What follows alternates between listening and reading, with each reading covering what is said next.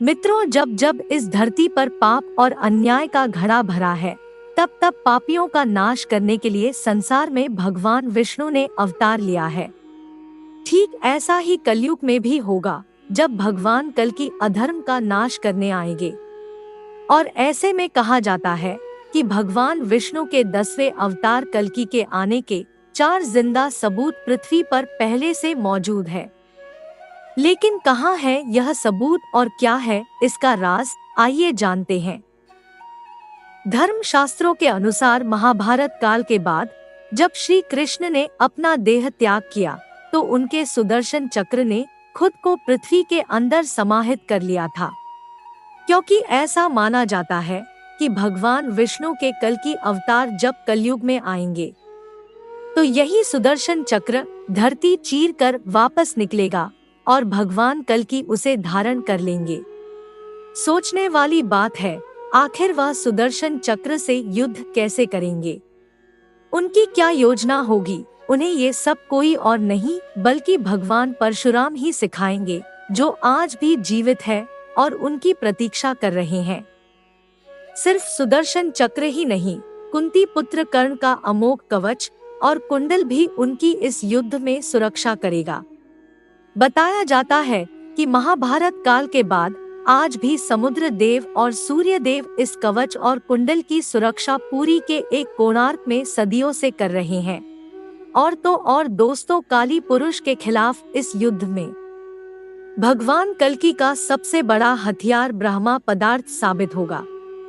जी हाँ, वही ब्रह्मा पदार्थ जिसके बारे में कहा जाता है कि वह भगवान श्री कृष्ण का दिल है, जो आज भी भगवान जगन्नाथ की मूर्ति में धड़कता है। धार्मिक विद्वानों की माने तो ब्रह्मा पदार्थ में असीमित शक्तियां हैं और कलयुग में इसी ब्रह्मा पदार्थ की मदद से कल्कि अवतार काली पुरुष को पराजित करेंगे। इसके अलावा भगवान कल्कि के होने वाले परिवार के बारे में बात की जाए तो उसका जिक्र हमें भागवत पुराण की स्कंद 12 के अध्याय 2 में साफ साफ एक कथा के माध्यम से देखने को मिलता है। कहानी के मुताबिक यूपी के संभल गांव में भगवान कल्कि का जन्म होगा और वह अपने माता पिता की 5वीं संतान होंगे। समय आने पर वे देवदत्त नामक घोड़े पर बैठकर आएंगे और तलवार से पापियों का नाश करेंगे, जिसके बाद सतयुग का प्रारंभ होगा। कथा में यह भी बताया गया है, भगवान कल्कि की 2 पत्नियां होंगी, एक लक्ष्मी रूपी पद्मा और वैष्णवी रूपी रमा। भगवान कल्कि की पत्नी वैष्णवी के बारे में बताया जाता है कि उन्होंने त्रेता युग में ही जन्म ले लिया था। दरअसल त्रेता युग में दक्षिण भारत में रत्नाकल नाम के एक राजा हुआ करते थे। वे माता रानी के बहुत बड़े भक्त थे, परंतु वे संतानहीन थे। ऐसे में एक दिन माँ काली, माँ सरस्वती और माँ भगवती राजा की भक्ति से प्रसन्न हुई और तीनों ने अपने तेज का एक अंश राजा रत्नाकर की पत्नी के गर्भ में आशीर्वाद स्वरूप दे दिया।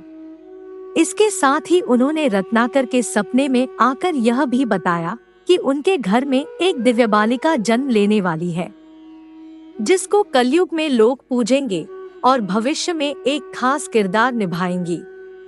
आगे चलकर राजा रत्नाकर के घर में एक बच्चे की किलकारी गूंजी, जिसका नाम त्रिकुटा रखा गया।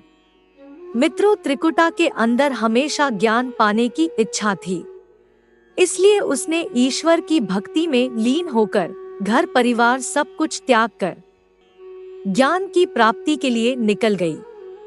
ऐसे में एक दिन जब प्रभु श्री राम जंगलों में माता सीता की खोज कर रहे थे, तभी उनकी मुलाकात त्रिकुटा से हुई। त्रिकुटा ने पहली नजर में भगवान विष्णु के अवतार प्रभु राम का आभास कर लिया।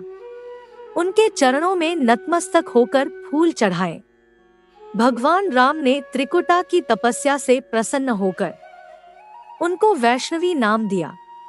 परंतु जब त्रिकुटा ने भगवान राम के अंदर समाहित होने की प्रार्थना की, उन्होंने इसके लिए उसे मना कर दिया और कहा कि समय आने पर एक दिन मैं तुम्हारे पास आऊंगा और अगर तुमने मुझे पहचान लिया तो मैं तुम्हारी सारी इच्छाएं पूरी कर दूंगा।